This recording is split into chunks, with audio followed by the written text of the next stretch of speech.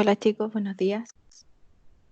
Hoy vamos a seguir con la unidad de raleo y vamos a ir recordando algunos datos sobre raleo y que van a tener importancia, ¿no es cierto?, dentro de esta tarea, esta labor dentro del huerto.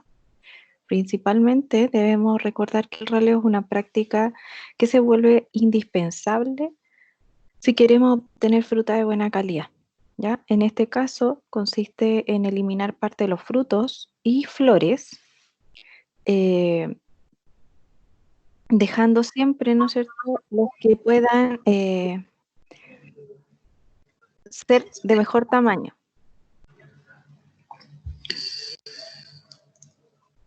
Hola, Hola, profe. hola. Los que vayan entrando pueden ir cerrando sus micrófonos para que vamos grabando la clase, ¿ok? Ok. Ya. Entonces estábamos en el punto de recordar, ¿no es cierto?, algunos datos importantes que vamos a ir mencionando cada vez que hablemos de raleo. Y tenemos el ejemplo, en este caso, de los frutales de tipo carozo, ¿ya? Que en este caso podemos hablar de los ciruelos, de los damascos, de los duraznos, principalmente los que tienen cuesco y que se reconocen por esa estructura de un, ¿no es cierto?, endocarpo duro. En este caso, estos frutales, en su generalidad, tienden, ¿no es cierto?, a ralearse de manera manual. Más que nada porque se persigue, ¿no es cierto?, tener mucha delicadeza desde el momento de que cuando vamos a elegir ralear. ¿Cuáles son las ventajas, nuevamente a modo de resumen, que tiene el raleo y por qué se vuelve indispensable, como lo mencionamos anteriormente? Principalmente es, ¿no es cierto?, tener al final de la cosecha frutos más uniformes, ¿verdad? Todos del mismo tamaño, y mejor tamaño, obviamente. Tener una madurez también uniforme. ¿Qué quiere decir esto? Que no vayan madurando a destiempo los frutos, sino que todos maduren en el mismo momento. Tener principalmente una estructura del árbol mucho más sana. ¿Por qué? Porque cuando nosotros nos raleamos, ¿no es cierto?, pasa que las ramas caen por peso de fruto, ¿ya? Y eso quiere decir, ¿no es cierto?, que de alguna manera el árbol va a ser un árbol mucho menos sano. También una de las ventajas que es súper importante es disminuir la alternancia productiva. Y este concepto es el que reconocemos nosotros como añerismo, ¿ya? Que es como si nosotros dejamos un año con mucha carga un árbol, el próximo año nos presenta una cantidad menor de frutos, principalmente por el concepto del que hablábamos en la clase anterior, que es el concepto de inducción floral, ¿ya? Cuando nosotros dejamos entonces mucha carga en nuestro árbol, el siguiente año nos presenta menos carga frutal. También una de las ventajas entonces va a ser el aumento en la concentración de sólidos solubles. En este caso se va a traducir en la cantidad de azúcar que tienen los frutos. Si nosotros entonces dejamos una menor cantidad de frutos, los más seleccionados, estos frutos van a llegar a lograr tener en concentración de azúcar mucho más. Principalmente, si lo pensamos bien, es porque la misma cantidad de azúcar que está logrando elaborar el árbol se está distribuyendo, ¿no es cierto?, en menores estructuras, en menores frutos, unidades de frutos. El máximo beneficio entonces del raleo, en este caso, está muy relacionado con la época y la intensidad que se llega en cada árbol, ¿ya? Entonces hay que tener harto cuidado con esto porque el beneficio debe ser por unidad de árbol. El concepto de caída de flores y frutos también debemos un poquito empezar a recordar, ¿ya? Si bien esta materia ¿no es cierto?, se de esta materia se habló en Fruticultura 1, es importante estarla retomando, ¿ya? Algunas causas fisiológicas, quiere decir esto, naturales de la planta, que generan la caída de flores y frutos, van a ser diferentes dependiendo del estado de la planta, ¿verdad? Y en este caso vamos a hablar que en algunos casos la caída es por cuajado. ¿Qué quiere decir esto? Que las flores, cuando no son fecundadas, caen, se pierden dentro de la estructura completa del árbol. Generalmente, cuando no existe fecundación, que no es lo mismo que polinización, ¿verdad? Una flor puede ser polinizada, pero no fecundada. Generalmente es porque hay algún problema genético dentro del polen, ¿ya? O también hay una incompatibilidad del polen con el óvulo interno de la flor, ¿ya? En este caso, bueno, después tenemos, ¿no es cierto?, la pérdida de flores y frutos por competencia, que generalmente se da en una de las fases que hablábamos anteriormente de multiplicación celular, que es cuando el fruto, ¿no es cierto?, una vez que comienza a desarrollarse en cuerpo el fruto, una vez ya cuajado, ¿verdad? En esta etapa, por competencia de frutos, los que van quedando más pequeñitos, de alguna manera, caen, ¿no es cierto?, por competencia. O sea, no existe, no alcanza a llegar la cantidad nutritiva y la cantidad de azúcar a esos frutos para seguirse multiplicando, por lo tanto, ese fruto cae, se pierde por competencia, ¿ya? Y está la tercera causa fisiológica, que es la caída por madurez, que se da normalmente, ¿no es cierto?, al observar que la fruta llega a un estado de madurez y cae normalmente por abscisión. ¿Cuál es la abscisión? ¿No es cierto? Es cuando la estructura que une el fruto a la planta finalmente, ¿no es cierto?, se necrosa, se muere y libera, ¿no es cierto?, al fruto, reconocido esto como madurez. También existen otras caídas de frutos y flores por causas accidentales, y esto es parte, ¿no es cierto?, del manejo que como agricultores deben tener ustedes en cuenta al momento de hacer todas sus labores dentro del huerto. Y acá está la causa, por ejemplo, de sequía prolongada, que es una de las causas, ¿no es cierto?, que se puede estar dando hoy en la actualidad.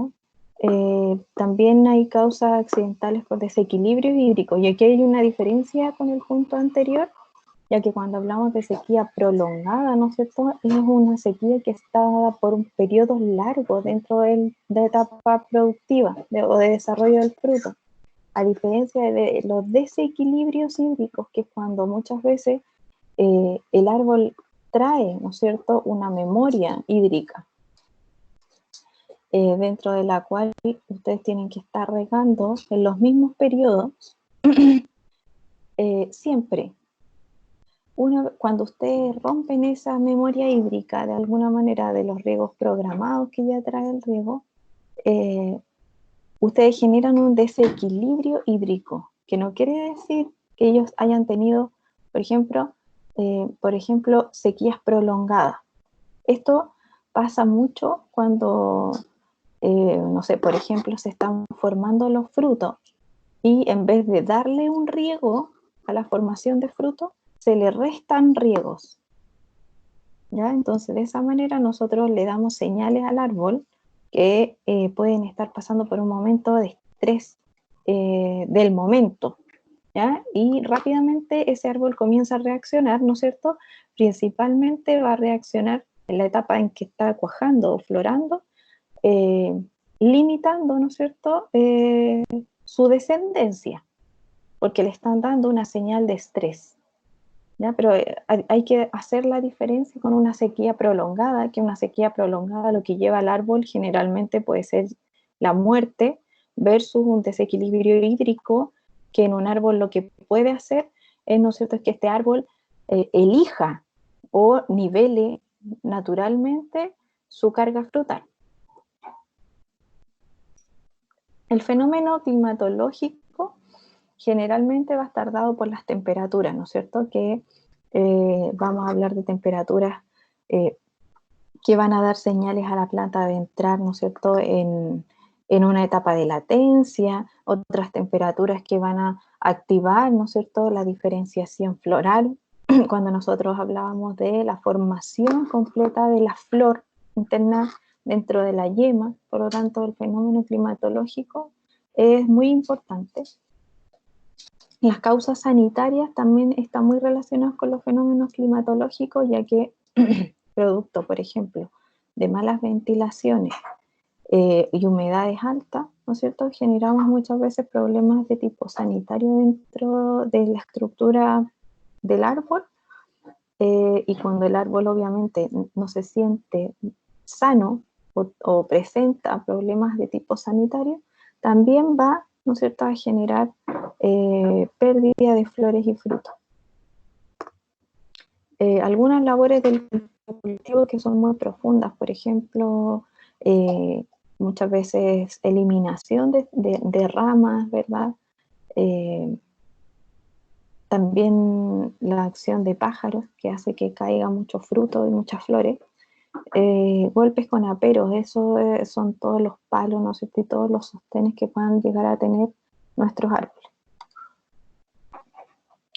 Cuando hablamos de las épocas adecuadas del raleo, es necesario, ¿no es cierto?, reconocer las distintas etapas que presentan, ¿no es cierto?, al momento de desarrollarse un fruto. En general, se distinguen 3 etapas. La primera etapa es la que comprende el periodo de cuaje, que se llama, que es cuando existe fecundación en la flor y comienza, ¿no es cierto?, el endurecimiento del carozo. En este caso, se comienza a generar, ¿no es cierto?, este endocarpo que tiene, por ejemplo, el carozo. Y se produce un pequeño aumento en el tamaño del fruto, que es como cuando nosotros podemos observar en la formación de los frutos este fruto que aún muchas veces tiene estructuras florales en su parte aérea. Tenemos la etapa 2, que generalmente observamos que el fruto no aumenta rápidamente de tamaño, sino que es como que se quedara estancado en tamaño, ¿ya? Pero ese fruto, en el caso de los carozos, lo que le está pasando internamente es que solamente está teniendo un proceso el carozo dentro, ¿ya? O sea, la parte del cuesco. Solamente eso está evolucionando.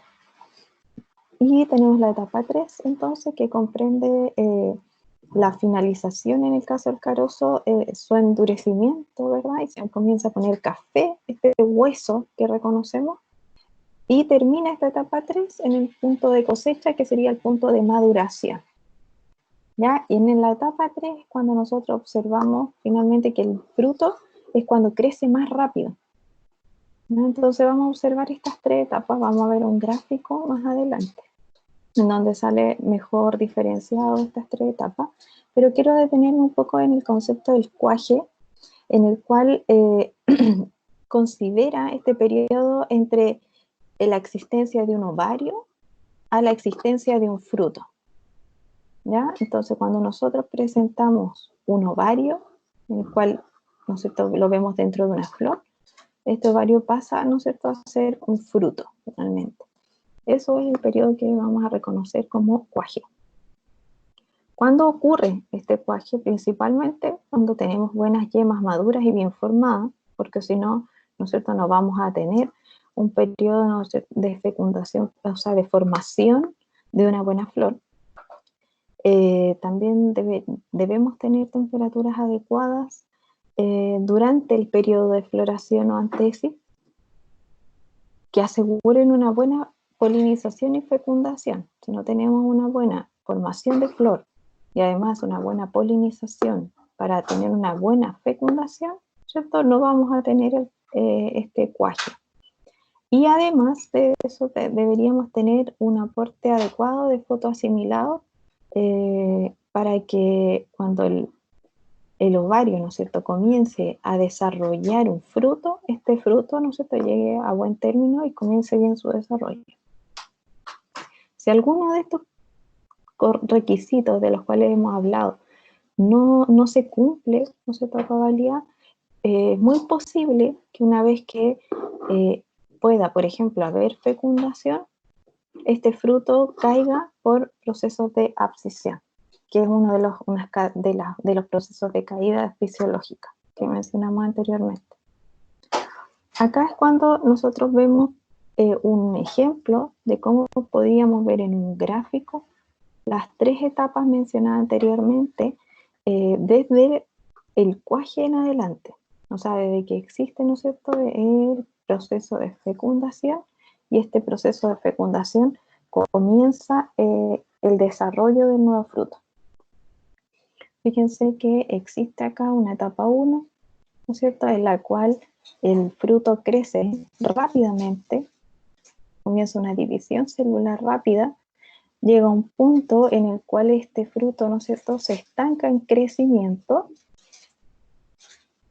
Y generalmente cuando hablamos de carozo, en este proceso lo que evoluciona, se observa una evolución del hueso del carozo, para luego en la etapa 3 desarrollarse, ¿no es cierto?, nuevamente de manera exponencial, y es cuando nosotros vemos que el fruto eleva rápidamente su tamaño, llegando al periodo de cosecha cuando alcanza su maduración. Todo esto dependiendo, ¿no es cierto?, de qué fruto estamos hablando. Si quisiéramos nosotros ralear, ¿no es cierto?, muchas veces el primer raleo y el más, ¿no es cierto?, se supone el más efectivo y el de que lleva menor costo, debiera ser, ¿no es cierto?, una vez que tenemos flores. Los primeros raleos debieran ser acá para no gastar fotoasimilados en este primer desarrollo. Sin embargo, para bajar la posibilidad de perder flores por temas de clima, muchas veces se prefiere avanzar en la etapa de cuaje, en el primer cuaje, para bajar las probabilidades de, ¿no es cierto?, caídas de flores por temas ambientales o fisiológicos.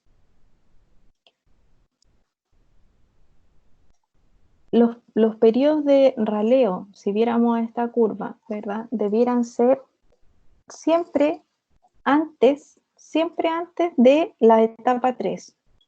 ¿Por qué? Porque en la etapa 3 es cuando se van a consumir la mayor cantidad de fotoasimilados, ya que el crecimiento es exponencial y es además sobre frutos con un carozo, en el caso de los frutos de carozo de hueso, que ya están bien formados. Por lo tanto, si llegáramos al final de la etapa 2 todavía sin ralear, es muy posible, ¿no es cierto?, que ya la formación de frutos ya están comenzando acá en la etapa 3. Hemos perdido una gran cantidad de fotoasimilados, ¿no es cierto?, en frutos que vamos a perder, fíjense, en este caso, ¿no? Por lo tanto, es importante elegir una buena etapa para ralear dentro del lado que es la etapa de desarrollo de los frutos. ¿Qué características tienen, ¿no es cierto?, estas etapas de las cuales hemos estado hablando? Principalmente en la etapa 1, una multiplicación celular, en donde hay una intensa división celular, ¿ya? Se van dividiendo, ¿no es cierto?, se van multiplicando en este caso, formando nuevas células. Y esto, hablando de la generalidad del desarrollo frutal, podríamos decir que dura aproximadamente 10 días, dentro de que comienza el cuaje en adelante, ¿ya? Después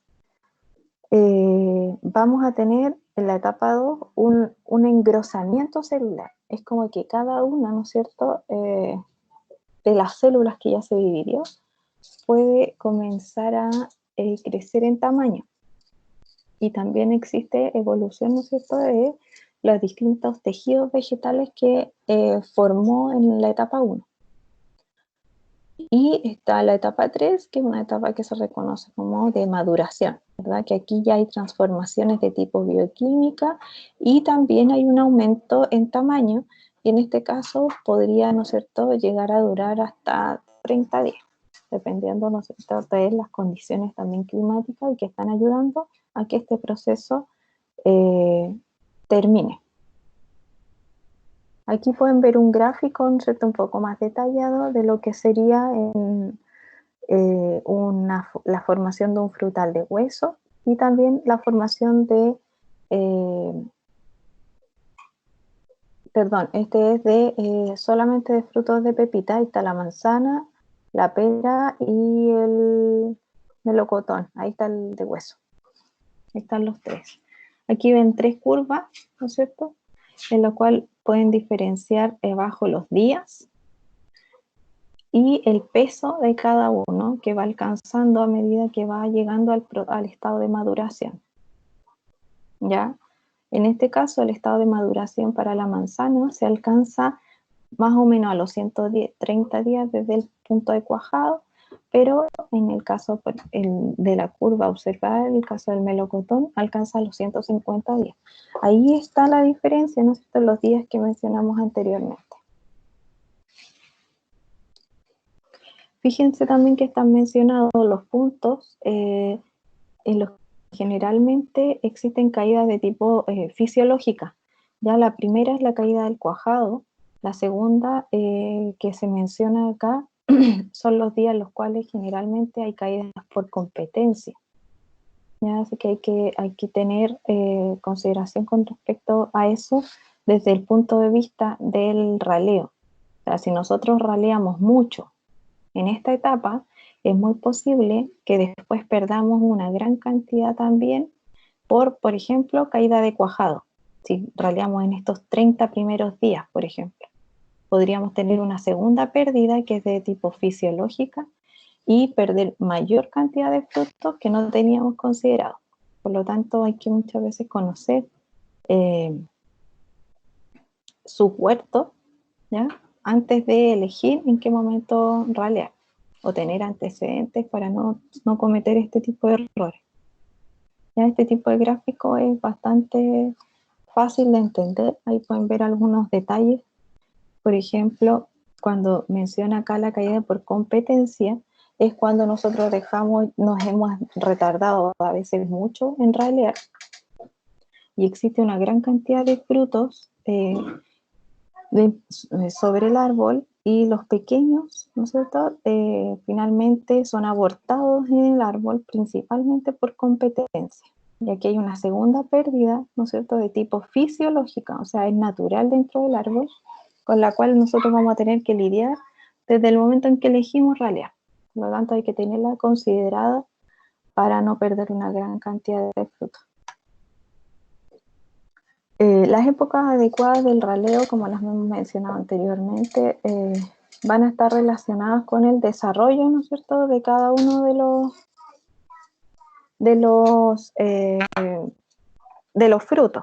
¿Ya? Generalmente se habla que entre más temprano se realice el raleo, mayor es el efecto sobre el tamaño del fruto, porque obviamente vamos dejando desde el punto inicial que se desarrolle mucho mejor los primeros frutos. No hay pérdida de todos los fotoasimilados que se están elaborando dentro del árbol. Todo se va a ir directamente a la producción final. Como hemos mencionado también, los raleos pueden realizarse desde floración, pero debemos tener en consideración que van a haber otras pérdidas entre medios, ¿no?, que podrían aumentar la pérdida. Por ejemplo, esta pérdida, la caída de frutos por competencia, o la caída de frutos por cuaje. Esos frutos que, si bien hubo polinización, no hubo la fecundación, por lo tanto van a caer y van a ser abortados en algún momento. Hay que mencionar esta exposición que pueden llegar a tener, ¿no es cierto?, algunas plantas en primavera, con las cuales existe una gran pérdida de floración por helada, ya que es lo que yo les anticipaba anteriormente, porque acá hay una gran cantidad de pérdida de, de posibles futuros frutos, simplemente por la presencia de alguna helada. Por lo tanto, también es un factor a considerar cuando nosotros raleamos muy anticipadamente, porque podemos perder mucha más fruta después por una posible helada. Sin embargo, como dice ahí, se debe ralear más temprano, lo más temprano que sea posible, ¿no es cierto?, teniendo en cuenta las distintas consideraciones. Muchas veces se elige pasar raleando más de una vez, ¿ya? Y eso hay que tenerlo en consideración. El concepto de evaluación de polinización se da una vez que nosotros tenemos frutos finales, ¿ya?, cercanos a la maduración, y es más que nada para ir teniendo un balance de, por ejemplo, si estuvo bien la cantidad de flores que dejamos, ¿no es cierto?, si estuvo bien, estuvo en relación con la cantidad de frutos finales, ¿ya? Y aquí se da mucho, fíjense bien los factores que entran dentro de este porcentaje de cuaje, y el número de frutos finales formados, ¿no es cierto?, sobre el número de flores que llegaron a antesis, que llegaron al periodo, ¿no es cierto?, de floración, y que se dejaron finalmente, ¿ya? Estas polinizaciones que son cuando este número de porcentaje de cuaje es bajo, ¿verdad?, generalmente está relacionado con algunos polinizantes que son incompatibles entre ellos. Falta de polinizante, también por la coincidencia de los periodos de floración, que esto también es súper importante, tener plantas que sean compatibles y que además estén dentro de los mismos periodos de floración, y de la misma manera condiciones meteorológicas que puedan ser desfavorables en primavera, que hagan, ¿no es cierto?, que dentro de todas las flores que se formaron, muchas se pierdan y no lleguen a ser fruto. Es importante mencionar el concepto de fruto. El fruto es, ¿no es cierto?, el producto de crecimiento del ovario, como ven en la figura, en ese caso un pomo, que este ovario, ¿no es cierto?, o sea, el óvulo es fecundado y además es una estructura madura, que en el caso de los carozos, ¿no es cierto?, la parte interna, en este caso, tiene, ¿no es cierto?, es dura, formando un hueso, y en el caso de los pomos, como esta, ¿ya?, es parte, ¿no es cierto?, del receptáculo de la flor, es toda esta parte interna.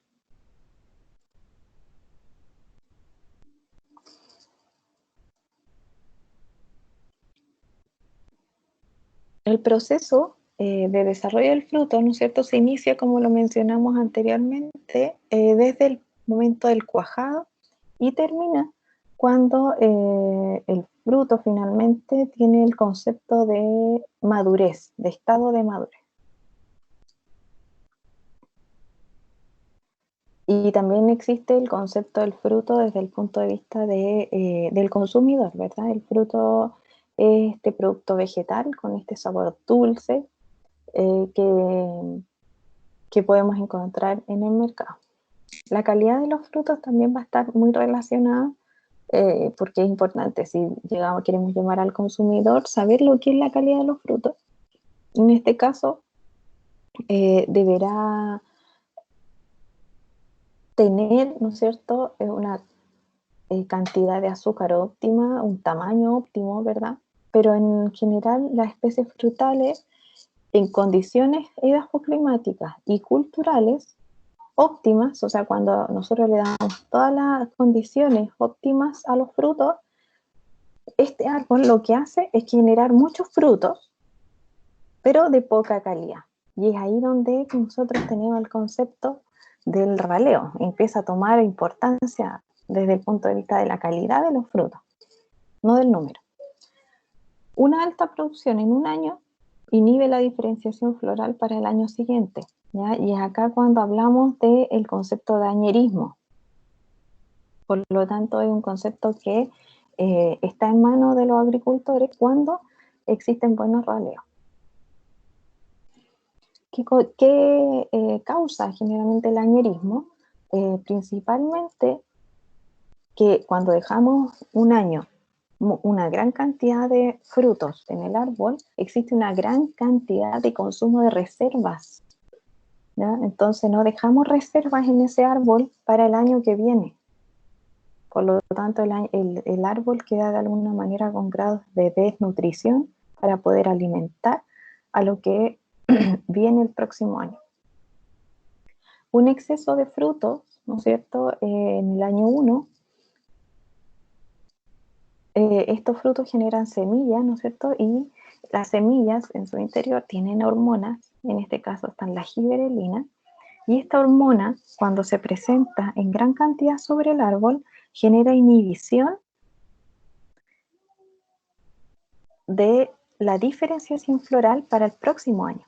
Por lo tanto, es algo así como un inhibidor. Esta hormona es como una inhibidora de la producción de flores.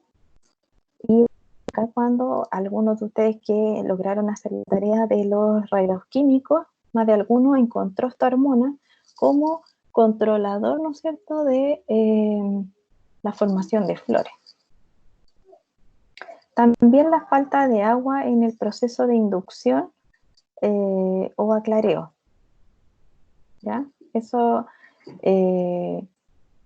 perdón, la falta de inducción y el proceso de inducción, ¿ya? Acá también existe, ¿no es cierto?, lo que nosotros mencionamos anteriormente, que es la pérdida de flores eh, por muchas veces descontrol de los riegos. Acá puse tres autores que hablan un poco de la importancia que tiene sobre la inducción y la diferenciación floral, ¿no es cierto?,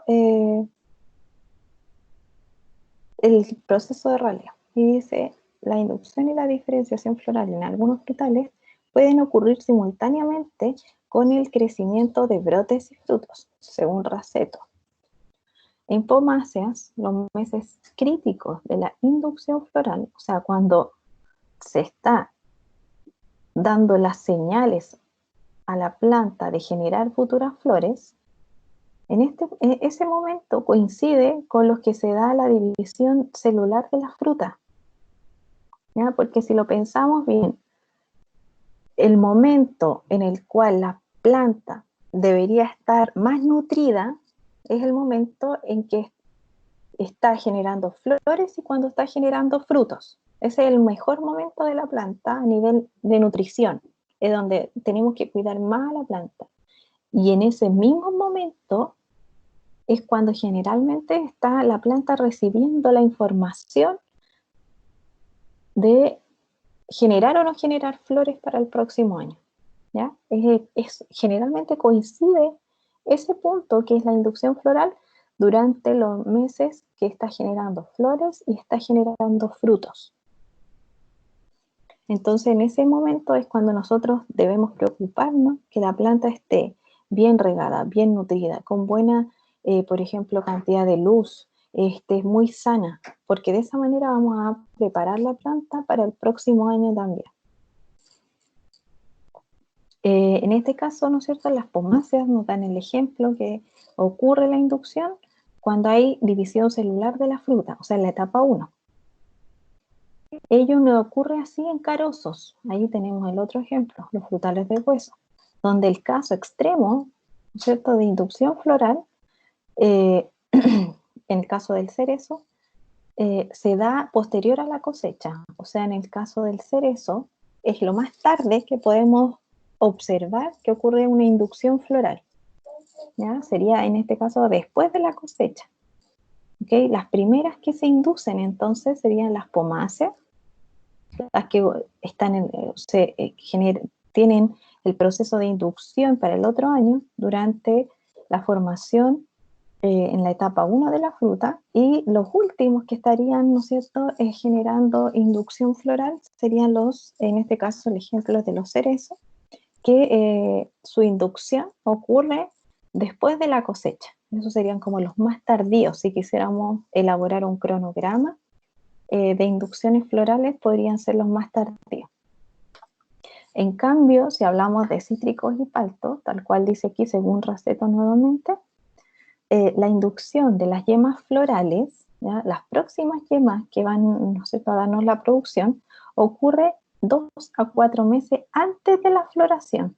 Fíjense, entonces acá, en este caso, la inducción para los años que vienen ocurre antes de la floración. Por ejemplo, si los cítricos van a florar ahora, la flor que dé en el año 2020 fue inducida en 4 meses antes de la floración del 2019. Eso quiere decir que está, ¿no es cierto?, diferenciada 4 meses antes de la floración del año que está ocurriendo.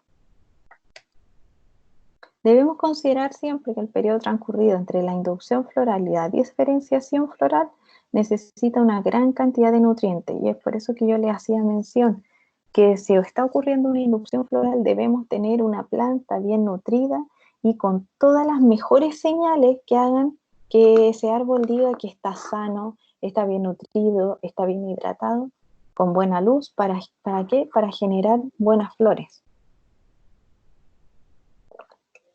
Siempre deben recordar, entonces, tal cual dice acá, que todo esto está ocurriendo en el momento en que el árbol está desarrollando vigorosamente flores, frutos, hojas, ¿ya? Está ocurriendo en ese momento, por lo tanto, la señal que le demos al árbol debe ser siempre la mejor. Por lo tanto, hay que aplicar en este caso fertilizantes, descargas de fruto, realizar podas si fuesen necesarias, ya tener riegos constantes. Acá es cuando no nos puede faltar, por ejemplo, el riego. Como ven ahí en la figura, existe una distribución y lo que se reconoce como una pauta de raleo cuando nosotros vemos árboles, por ejemplo, con mucha carga. En este caso, vamos a considerar que la mayor cantidad de fruta y la de mejor calidad se encuentra siempre ubicada en la parte más bien alta del árbol, ¿ya? Pero siempre pensando en las periferias, ¿ya? Mucho más en las periferias. Y en la parte media y exterior podríamos ubicar el segundo grupo de los mejores frutos, ¿ya? Y en la parte media, o sea, y finalmente en la parte más bien baja estaría el tercer grupo, ¿ya? Que serían, si bien no los de menor calidad, finalmente hay que pensar que vamos a tener 3 tipos de frutos dentro del árbol. Si quisiéramos, ¿no es cierto?, dejar mayor cantidad de frutos, tendríamos que pensar en dejar, en este caso, la mayor cantidad de fruta más bien arriba, hacia la parte exterior, que abajo, porque abajo siempre va a estar más sombreado. Fíjense acá en la distribución. En la parte 1, ya, que abarca, ¿no es cierto?, mucha área, pero siempre la parte alta, está la zona de alta producción. Después, en la parte un poco más baja, ¿verdad? Y además en ramillas cortas, fíjense, la ramilla es del año, está acá,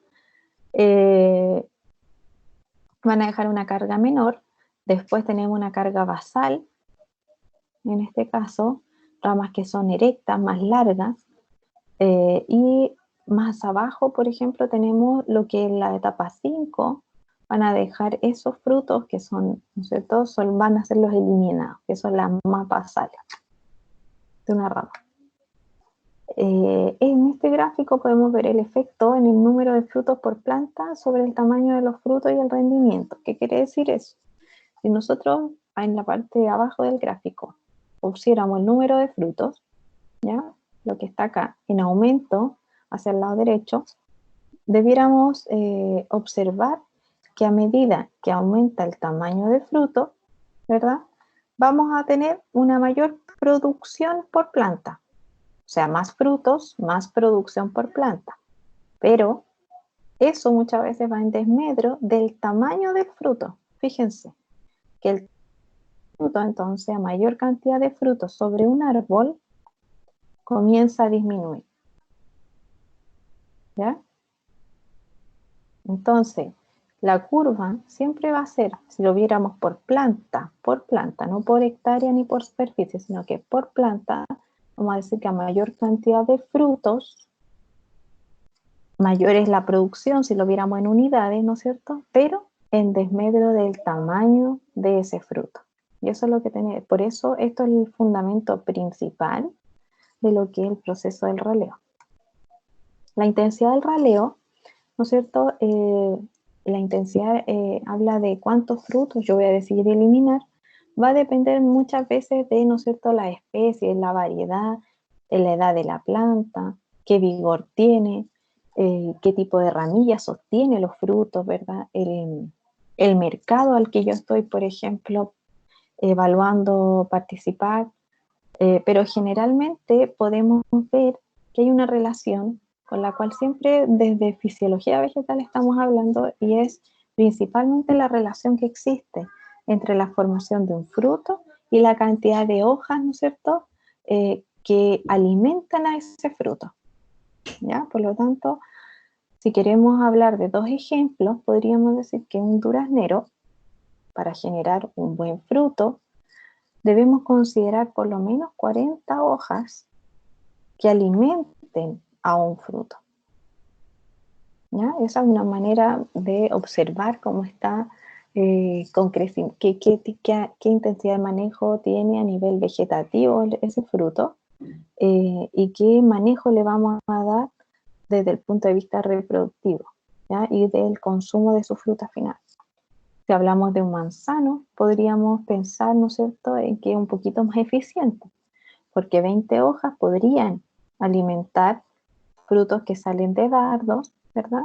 Y 40 hojas podrían alimentar a frutos que salen de ramillas un poco más largas, ¿ya?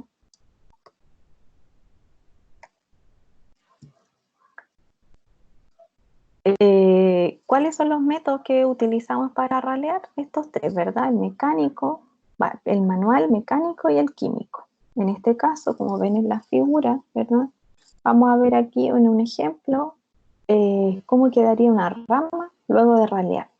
¿Qué tipo de raleo generalmente es este? Es un raleo de tipo manual, ¿verdad?, en donde podemos seleccionar, en este caso, los más pequeños, alguno que presente algún defecto, ¿verdad? Y además de eso, le damos una distancia a cada uno de los frutos, dejando, después de ralear, ¿no es cierto?, este volumen final dentro de la rama, dejando siempre los mejores, los más buenos dentro de las categorías. El raleo manual, entonces, como lo estamos mencionando recién, es el que elimina, ¿verdad?, los frutos, primero los más pequeños, los defectuosos y los dañados. Eso es como la manera, ¿no es cierto?, de ralear manualmente. ¿Qué tiene de malo este raleo? Generalmente es de un alto costo, ya que requiere de una gran cantidad de mano de obra, y esta mano de obra requiere que sea especializada, porque debe tener el conocimiento para seleccionar la fruta que nosotros queremos que seleccione. Hay un dato que entre 10 y 30 operarios se necesitan por hectárea para llegar, ¿no es cierto?, a buenos niveles de raleo. Ese es como un promedio. Existe un alto riesgo, ¿no es cierto?, de la eficiencia operativa. ¿Por qué? Porque necesitamos que el operario sea un operario calificado para esa tarea, y que además tenga, ¿no es cierto?, esté en un buen estado para que haga de buena manera su trabajo. O sea, hay un grado, ¿no es cierto?, de acá de falta de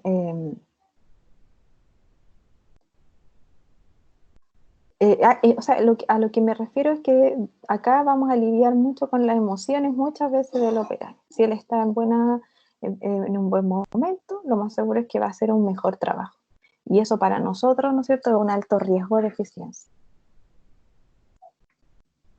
Una de las ventajas, sí, es que el raleo manual, ¿no es cierto?, es mucho más delicado y es mucho más, tiene el objetivo de eliminar, como dice ahí, fruto pequeño, fruto defectuoso, fruto dañado. O sea, tienen que seguir esos parámetros y cuando se hace bien, llega a ser el más efectivo. A modo de ejemplo, en frutales de carozo el raleo tiende a ser siempre manual, ¿no es cierto? Y muchas veces se complementa con métodos como el anillado, en donde podemos hacer que en su etapa de crecimiento final y maduración los frutos lleguen, ¿no es cierto?, a ser mucho mejores. Tenemos el raleo mecánico, en donde se ocupan maquinaria especializada, en este caso como lo ven en la figura, que lo que se hace muchas veces se vibra la planta o se barrea la rama, como ustedes la pueden ver ahí. Generalmente acá se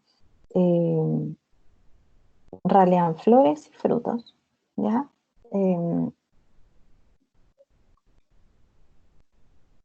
Se complementa muchas veces con un raleo de tipo manual, ¿no es cierto?, para emparejar un poco el trabajo que puede haber quedado mal realizado. Pero fíjense que acá entonces eh,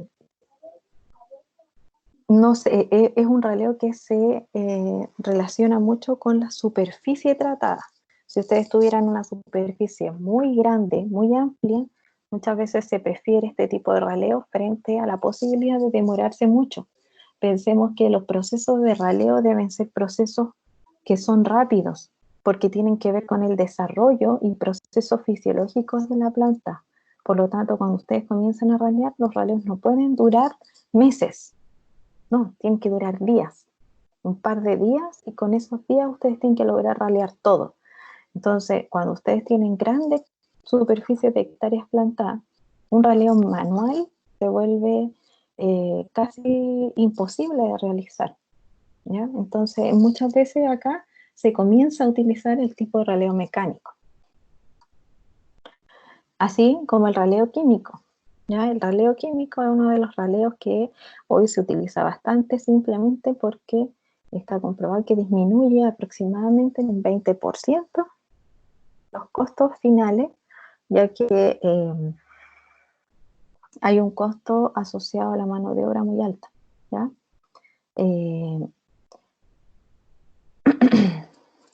Principalmente tienen, la elección está dada, ¿no es cierto?, por una alta un rápido efecto, ¿ya? Una forma rápida también de realizar este tipo de raleo químico, y además se vuelve mucho más económico desde el punto de vista de los insumos, ¿no es cierto?, y la mano de obra.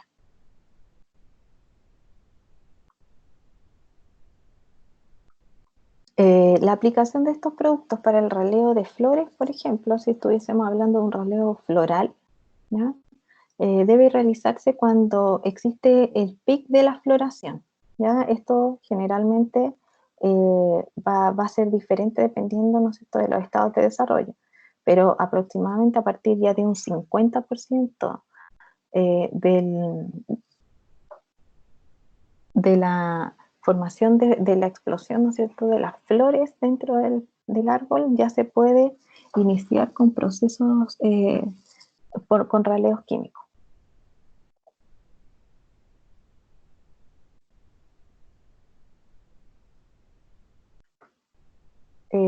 Cuando hablamos de los raleos químicos en este tipo de desarrollo, ¿verdad? La aplicación de los productos para inducir a la caída de frutos, en este caso, ¿no es cierto?, debiera hacerse en la primera fase de desarrollo de los frutos. ¿Se acuerdan de las etapas? Conocida como la etapa de la multiplicación o etapa 1, ¿ya? En este caso es una etapa en la que está iniciando la formación de la semilla, iniciando la formación del carozo, si pudiéramos hablar, por ejemplo, de un carozo, por lo que al eliminar parte de los frutos del árbol, ¿no es cierto?, estos carbohidratos van a ser utilizados por los otros frutos que se van a ir desarrollando. volvemos a ver este gráfico que es súper importante porque en general nos ayuda un poco más a entender cómo, en qué momento vamos a elegir realizar nuestros raleos, ¿ya? Vayan memorizando un poco este gráfico. Los productos que generalmente se recomiendan para el raleo son diferentes dependiendo del estado que tenga el árbol, ¿no es cierto?, la etapa de desarrollo en la que esté el árbol al momento de querer aplicar un producto químico. Principalmente para el raleo de fruto en postfloración está el ácido naftalenacético, ¿ya? O el ANA. ¿Ya? También existen a partir del ANA otros derivados, ¿no es cierto?, que son el que está al lado, el ANAM. Está el carbaril, ¿ya? Que es un insecticida que se utiliza también para el proceso de postfloración. Y está el Edefon, que es también un regulador del crecimiento, ¿ya? Tiene una acción como de hormona. Hay un listado bastante grande, ¿verdad? Como ustedes pueden ver acá. Por ejemplo, está la urea, que es un compuesto que generalmente existe dentro de los huertos frutales, pero que si ustedes lo utilizan sobre flores, ¿no es cierto?, tiene un efecto fitotóxico generando sobre estas flores un raleo.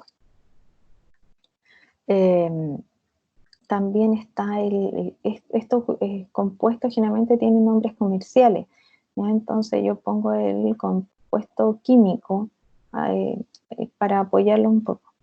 El getón tiene un efecto de tipo cáustico, ¿ya? Que es como una sal muy fuerte, ¿no? Que elimina generalmente rompe células. En este caso es importante tenerlo en cuenta para saber cuándo aplicar. Generalmente estos de efecto cáustico se utilizan sobre flores, ¿ya? Eliminando o rompiendo células de las flores, bajando la posibilidad, por ejemplo, de polinizaciones. También está el terbacil, que es inductor de un aborto de frutos, ¿ya? En este caso. Pero ¿se acuerdan que hemos mencionado siempre que uno de los temas del raleo químico siempre es probar sobre el huerto cómo funcionan, ¿no es cierto?, y cómo recepcionan las plantas el tipo de producto químico que se está aplicando. Muchos en la tarea cuando me la enviaban me comentaban que mucho del raleo químico lo encontraban para frutales de tipo pomo. Hay harto estudio ahí porque generalmente el tejido de las pomáceas funciona mucho mejor, le funciona mucho mejor el raleo químico, ¿ya? Y por eso se utiliza un poco más. El ácido giberélico, que es una hormona que mencionaba anteriormente, que se encuentra en la semilla de los frutos, ¿ya? Inhibe la inducción floral. Por lo tanto, cuando ustedes tienen una gran cantidad de frutos con semillas que dentro tiene ácido giberélico, van a generar una inhibición de la formación de nuevas flores. Por lo tanto, de esa manera también van a inhibir la formación de otras flores. Tenemos este ejemplo, ¿no es cierto?, de un productor de carácter cáustico, que lo que hace estos productos con origen de tipo cáustico, que son como sales muy fuertes, es necrosar, es matar las células que, por ejemplo, en este caso, están formando flores. ¿Ya? Entonces, cuando ustedes lo aplican, lo que hace es que es una sal tan fuerte que mata a la flor, así tal cual, como ustedes, por ejemplo, los que han tenido la posibilidad de trabajar con soda cáustica. Es una soda tan fuerte que si a ustedes les caen las manos, rompe las células de sus manos. Es lo mismo. En este caso, este producto se aplica cuando hay una gran cantidad de flores, eliminando las que ustedes quieran eliminar.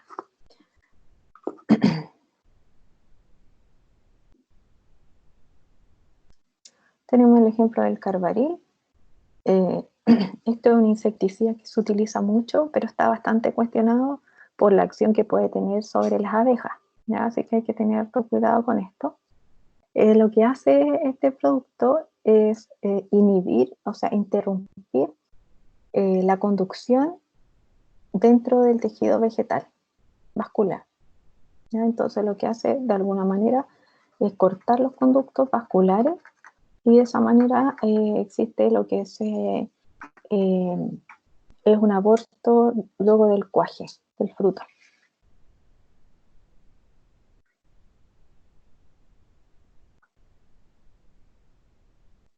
Tenemos el ANA, que es un fitorregulador.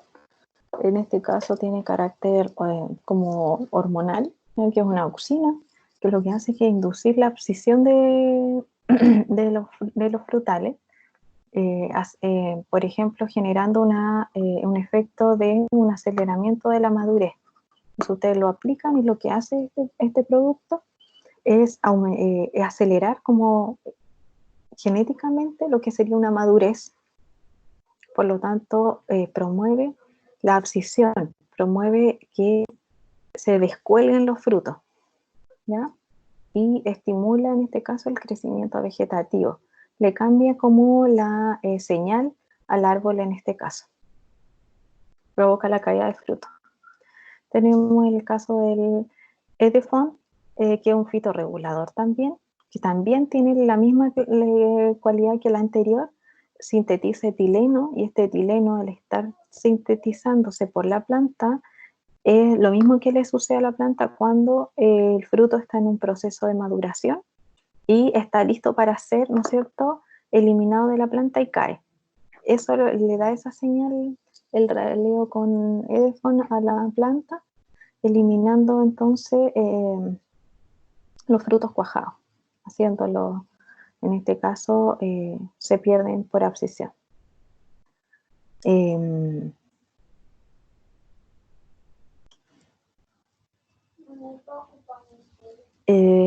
etileno, solamente para recordar, es una hormona natural, ¿verdad? Que actúa en el proceso de maduración, ¿ya? El etileno es el que es capaz de, por ejemplo, hacer que un fruto, al momento de ya estar listo fisiológicamente, pase por su proceso de maduración y sea capaz de caer del árbol, ¿ya? Generalmente todos estos raleos químicos son bien cuestionados desde el punto de vista de que generan, se rompen un poco con el estilo del orgánico, ¿ya? Principalmente se ocupan en superficies más bien altas cuando se quiere bajar los costos, ¿ya? En este caso el Edefon presenta un raleo moderado, sé que quisieran utilizar, y el efecto más notorio principalmente es sobre el aumento de la inducción floral, ¿ya? Recordemos en este caso que el Edefon es un fitorregulador. Por lo tanto, acá tiene una relación directa sobre, ¿no es cierto?, el equilibrio que existe entre la formación de frutos de un año y la formación de flores el próximo año. Se ocupa mucho en especies, ¿no es cierto?, que tienden al añerismo muchas veces. El carbaryl, que es otro de los productos que es bien utilizado a nivel comercial, es dependiente de la concentración, ¿ya? El carbaryl también se ocupa con otros compuestos, se realizan mezclas a veces con otros de tipo más bien hormonal, y también va a depender mucho de la época de aplicación, ¿ya? Todos estos productos van a depender, por ejemplo, de la humedad ambiental, de la temperatura que existe, ¿ya? Pensemos en que lo que queremos nosotros es que estos productos entren a través de los tejidos vegetales. Los tejidos vegetales van a ser mucho más susceptibles a la entrada de estos productos cuando las temperaturas y la humedad ambiente también sean, ¿no es cierto?, las mejores. En cultivar es poco sensible, ¿ya?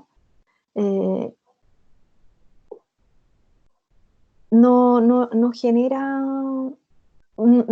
mucho efecto, ¿ya? Y es acá cuando muchas veces se ayuda un poco con a veces fitorreguladores hormonales.